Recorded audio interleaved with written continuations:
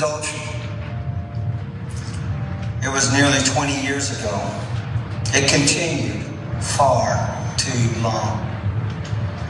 It involved one person, and there's been no other, nor any other situations of unbecoming conduct for the last 20 years. I will not use the Bible to defend, protect, deflect my past sin. I have no defense. I committed the adultery. That was Indiana pastor John Lowe confessing to cheating on his wife during a recent church service. Now, he was later confronted by the person that he had cheated on his wife with, and I commend her for her bravery because she confronted him with the cold, hard truth about what he really did. Let's watch. For 27 years, I lived in a prison. It was not 20 years. I lived in a prison of lies and shame, lying to protect the Lowe family. For years, I thought I was a horrible person having suicidal thoughts, not realizing what had been truly done to me, that I was a victim and I would still be in a prison if my brother, and many of you know him, Edgar Wolf, had not approached me just 2 weeks ago with what he had seen as a teenager that bothered him all these years. His pastor in bed with his younger sister, a t-shirt and underwear on. People knew but were too afraid to come forward, and they have now. The lies and the manipulation have to stop. I was a prisoner and you kept me in your prison. I'm a prisoner no longer. I was just 16 when you took my virginity on your office floor. She was 16 years old.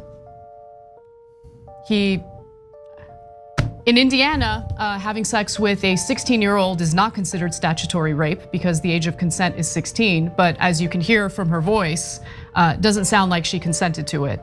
And she said that in front of the entire church, confronted him in front of the entire church after he had confessed to adultery. And of course, what he did was far worse than that. The churchgoers were clapping for him. They were proud of him for confessing to his sins. After she stood up and confronted him, I was really proud to see that the churchgoers were furious with him. They were heckling him. They were angry with him. A few people decided to go pray with him. But nonetheless, it does take tremendous courage to do what that woman did. And the reason why I'm not giving you her name is because since she's a sexual abuse victim, they're not naming her in the press. But Cenk, thoughts on this? I thought the most powerful part was when she said that she lived for all those years in a prison of lies and shame. And it's because fundamentalists do that to all of us. They set up fake rules and rules that they never abide by. And then they say, if you go outside of these rules, you should be ashamed, ashamed.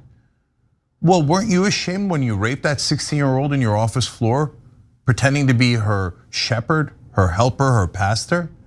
No, you don't have shame. But she should have shame because she had sex when she was younger. Yeah, she had sex because you raped her. But no, they genuinely believe she should have shame. I'm so sick of it. If you're gay, you should have shame for how God created you. Why doesn't God have shame? If he created you that way, why is it your fault? But they say, no, you should feel so much shame you should consider suicide. No, you're not the immoral one, they're the immoral ones. And now I totally understand QAnon. QAnon is always saying all the leaders are pedophiles.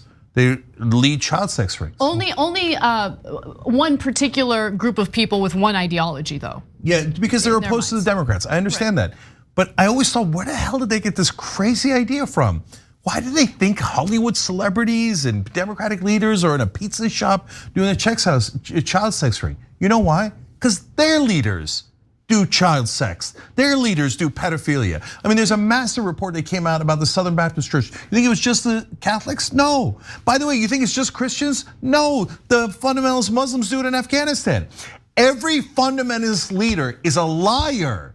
They never mean any of it, and they're almost all super evil. You know the minute they get you to believe that they're in charge, they will rape your kids.